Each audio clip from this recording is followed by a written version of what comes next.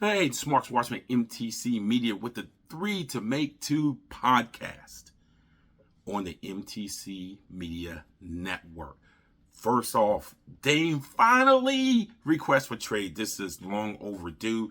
It won't be as punishing as Washington taking so long to trade Bradley Beal. But look, the Portland Trailblazers front office have a good chance to reset the organization going forward. Unlike the Washington Wizards, they have pieces that are already there in Scoot Henderson, Anthony Simon, Shaden Sharp, and then whatever you can get out of the deal. Now, here's where it's tricky.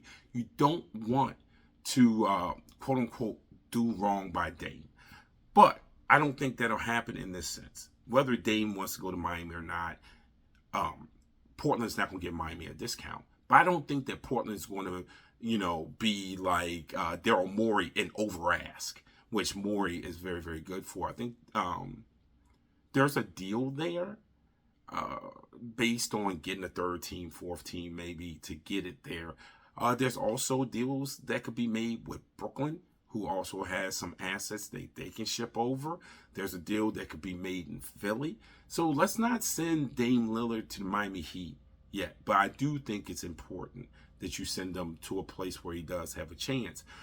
I can tell you that if you're a team that doesn't have a chance, why would you take on a 30-something who still has 4 years and like 200 plus million left on the deal? So that wouldn't make sense. So it's not like I expect for Dame to end up, with one of the dregs of the NBA. I don't think he has any worry about that.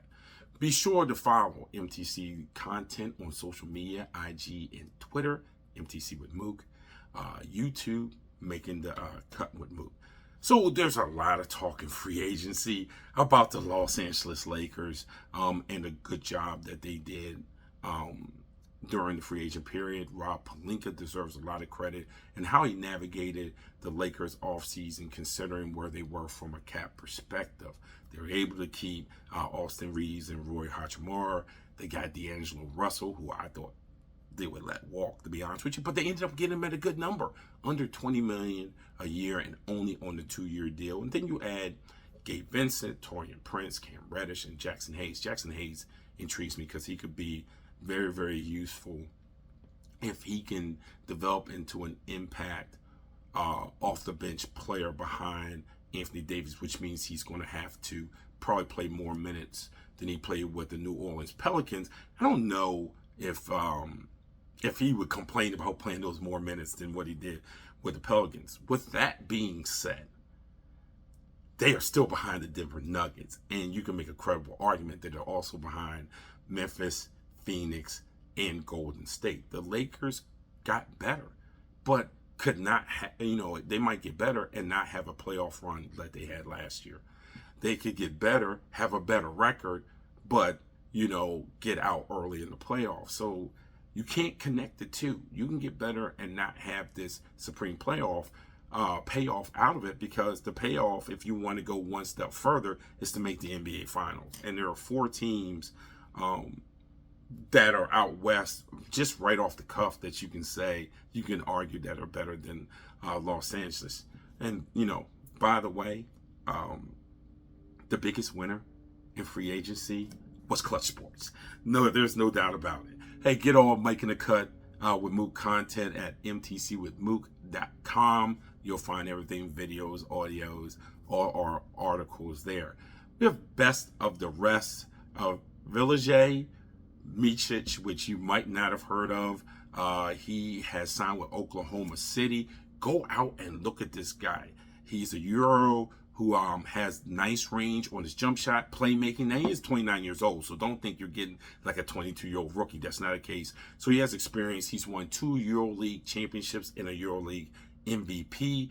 He definitely can walk in. And again, he's not going to play 30 minutes a game, but he can definitely help Oklahoma City when you add him to SGA, Josh Giddey. We saw Chet Holmgren in the NBA Summer League make a step back, and you saw some of the flashes of what they thought they were getting when they drafted him before the injury.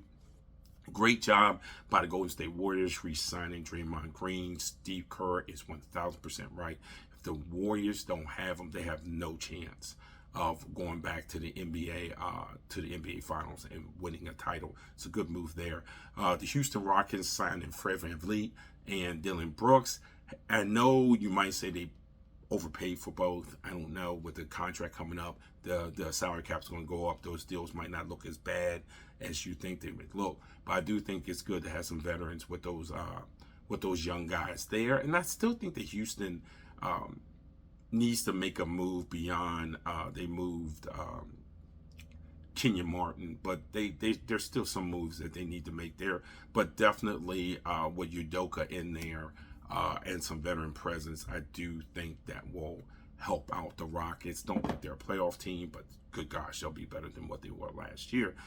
And the Knicks, rumor is, or reports are, however you want to put it, the Knicks turned down a deal for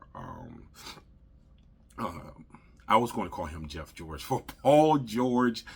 Sticking point didn't seem to be the assets. The sticking point seemed to be that Paul George wanted a 4-year, over $200 million extension. I just don't think for a guy who's had injury, that this version of the New York Knicks front office really want to do that. And frankly, I cannot blame them. Hey, thank you for joining us here for the 3 to Make 2 podcast on the MTC Media Network. This is Marcus Washington signing off.